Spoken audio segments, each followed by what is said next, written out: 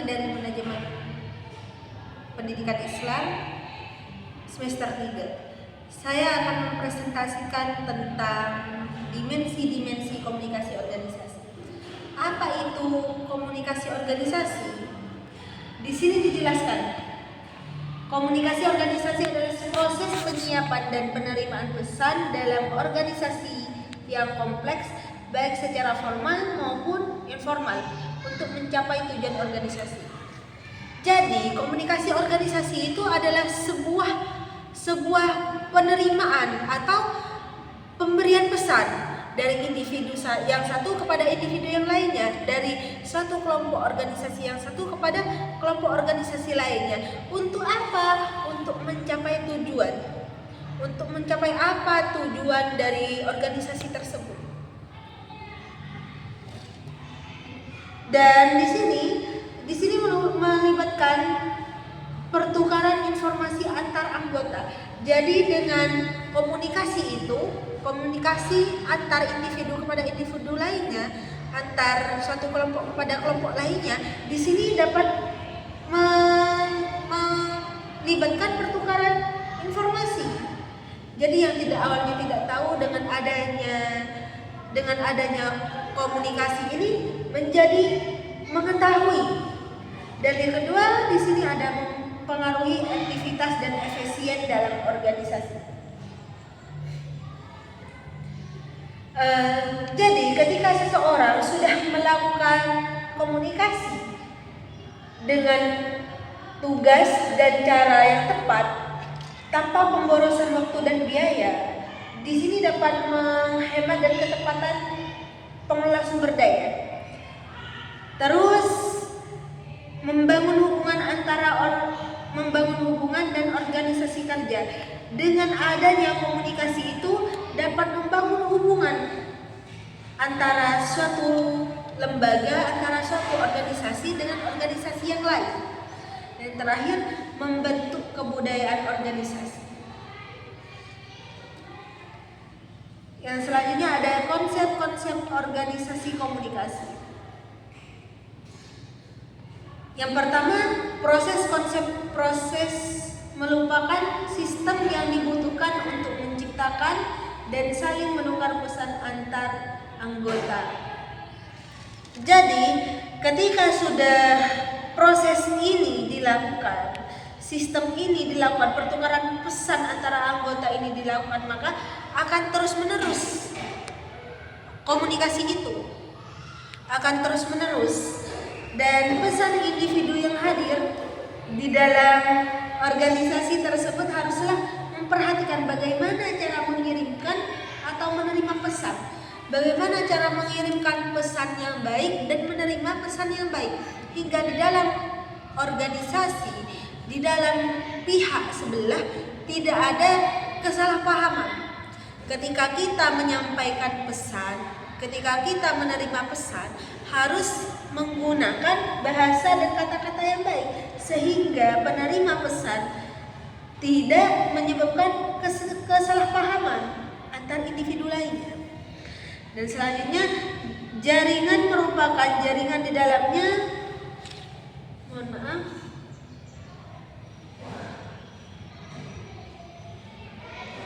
jaringan merupakan jaringan di dalamnya ada individu yang membentuk jaringan-jaringan tersebut, baik di dalam maupun di luar organisasi.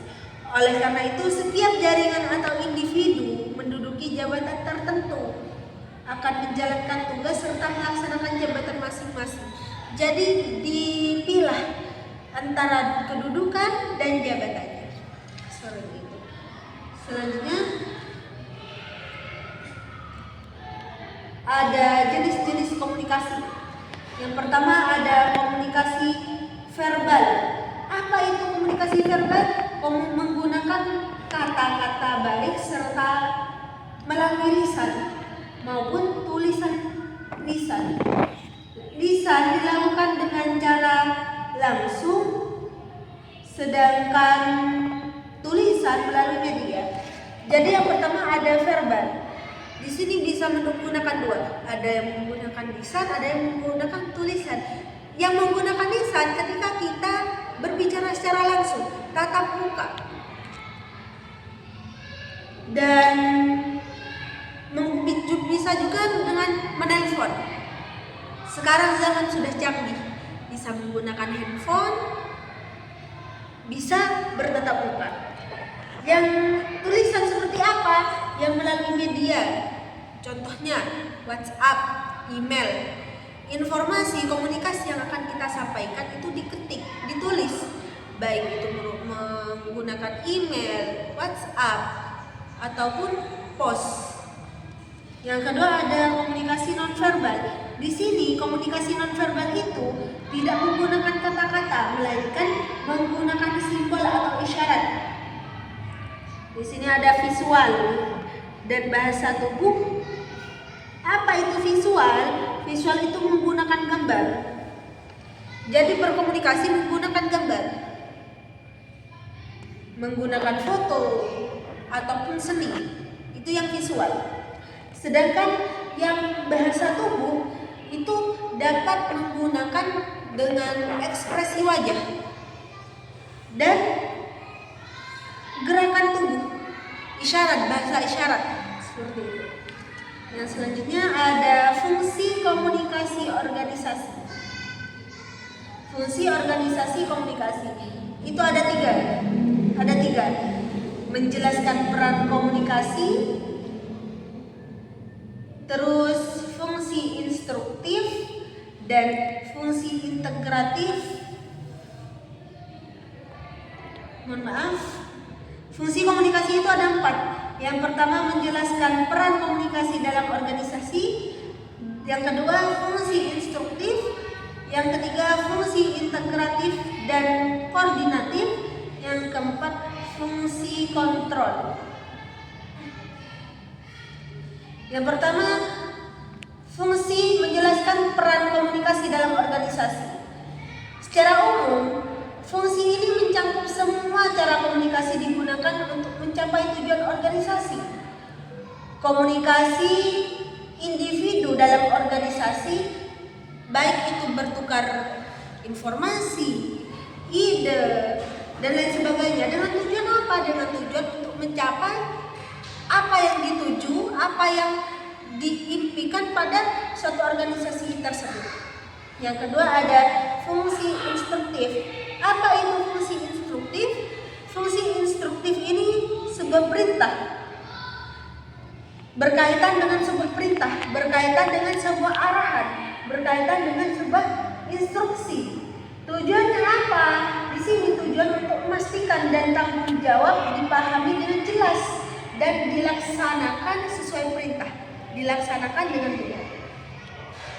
Yang ketiga ada fungsi integratif dan koordinatif.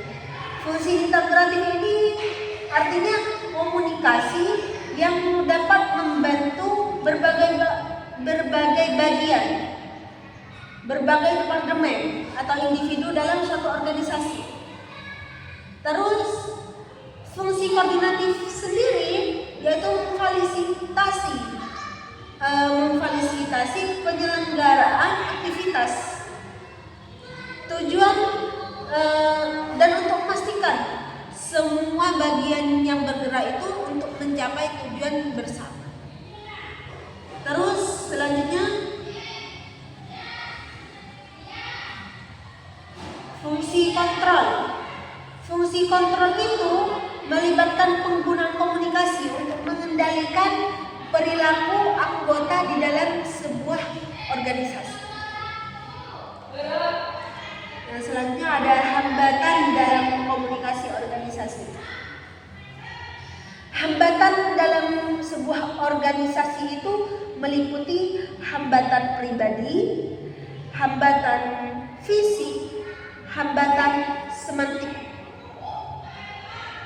Dari hambatan pribadi, baik itu berupa manusiawi atau psikologis. Definisi ini mempengaruhi oleh semua mental, emosi, sikap pada individu.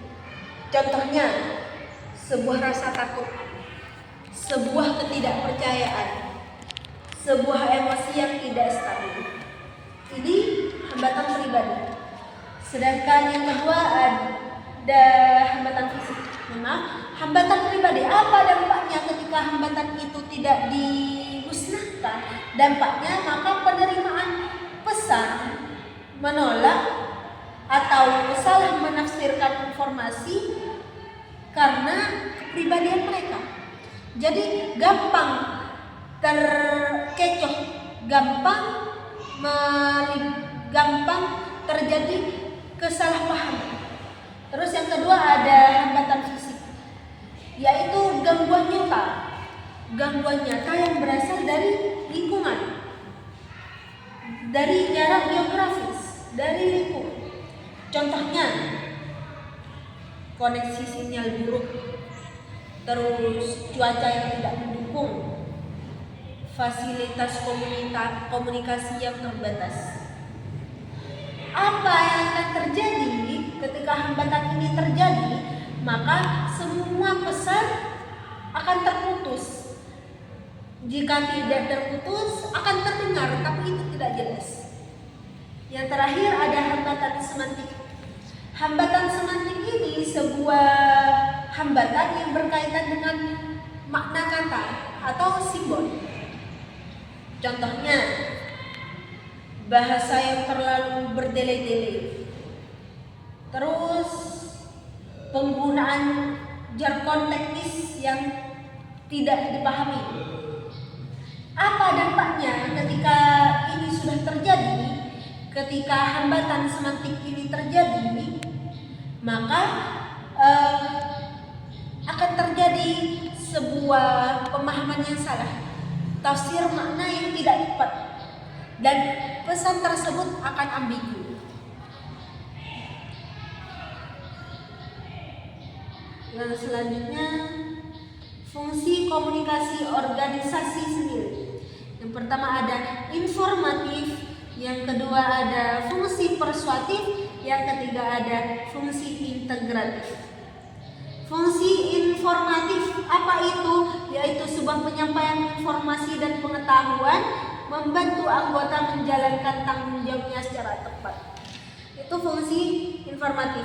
Jadi dalam fungsi informatif ini dapat membantu anggota untuk menjalankan tugasnya dengan benar. Kedua ada fungsi regulatif. Fungsi ini dapat mengatur dan menegakkan peraturan serta pedoman pada yang ditetapkan oleh organisasi. Itu fungsi regulatif. Terus selanjutnya fungsi persuasif. Fungsi persuasif ini dapat mendorong anggota untuk bertindak secara sukarela atau meyakinkan anggota lain untuk melakukan tindakan yang diperintah oleh pemimpinnya sendiri, yang diperintah oleh atasannya.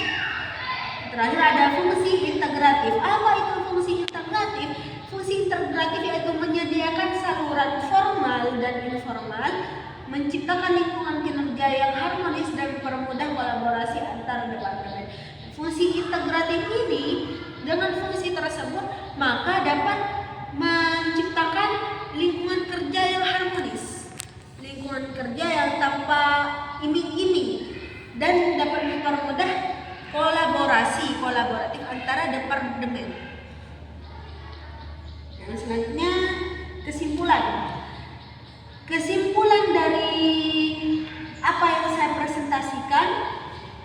Komunikasi itu ada 3. Komunikasi dari atasan ke bawahan, komunikasi dari bawahan ke atasan, dan komunikasi horizontal.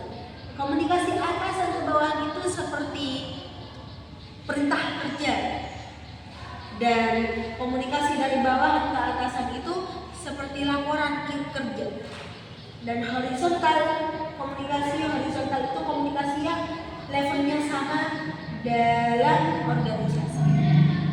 Cukup sekian presentasi yang saya sampaikan. Apabila ada kesalahan saya mohon maaf. Wabillahi taufiq wal hidayah. Wassalamualaikum warahmatullahi wabarakatuh.